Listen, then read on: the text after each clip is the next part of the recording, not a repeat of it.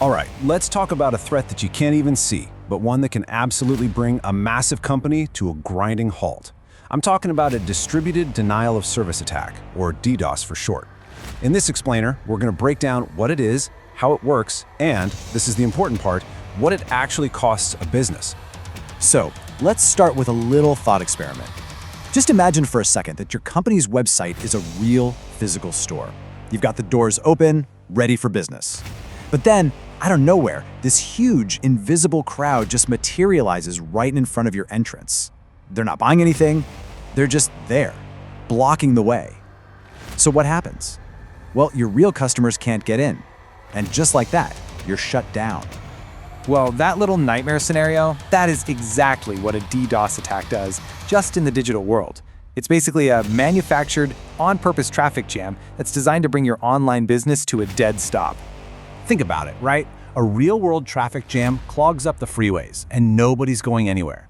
This is the exact same idea, but online. It completely floods all the digital pathways to your website. And the result? It's the same. Total gridlock. Nothing gets through.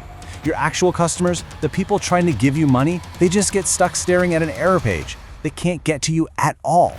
Okay, so the traffic jam analogy makes sense. But let's get a little more technical for a minute. What is a distributed denial of service attack really? The name itself tells you a lot. First off, it's a malicious attempt. This isn't an accident. The whole point is to disrupt your service by just overwhelming your servers with a flood of junk traffic. And that word, distributed, that's the real kicker. It means the attack isn't coming from one place. It's coming from thousands, maybe even millions, of different sources all at once, which makes it an absolute nightmare to defend against. So, let's put this side by side. On any given day, your server is like a well-organized post office, easily handling requests from real users. But during a DDoS attack, forget about it. It's like a million garbage trucks just showed up and dumped their contents on the front steps. Your server gets so bogged down trying to process all that junk that it just gives up. There's zero room left for the real customers. It's totally paralyzed. So, the big question is, how does one person, one hacker, pull this off? How do they generate millions of requests all at once? Well, the short answer is, they don't do it by themselves. They build an army, a ghost army. And it's a pretty slick three-step playbook. First up is infection. The hackers secretly plant malware on thousands or even millions of normal everyday devices. We're talking computers, phones, smart TVs, you name it. Then comes step 2, control. All those infected devices are quietly linked together into a network that the hacker controls. This is what we call a botnet. And finally, the attack. The hacker just flips a switch, and that entire botnet unleashes a fire hose of traffic at one single target, all at the same time. And you know what they call these infected devices? Zombies. And it's the perfect name, right? Because the owners have absolutely no clue what's going on. Your computer could be sitting right there on your desk, looking perfectly normal, while in the background, it's been recruited into this massive digital horde, mindlessly attacking some company on the other side of the world, all because a hacker told it to. Okay, so why? Why go through all this trouble to build a zombie army and crash a website? Well, if you're looking at this from a business point of view, it almost always comes down to one thing: money. Yeah, this really cuts to the chase. A DDoS attack isn't just some kid in a basement causing trouble. Now, this is a calculated weapon used for business warfare.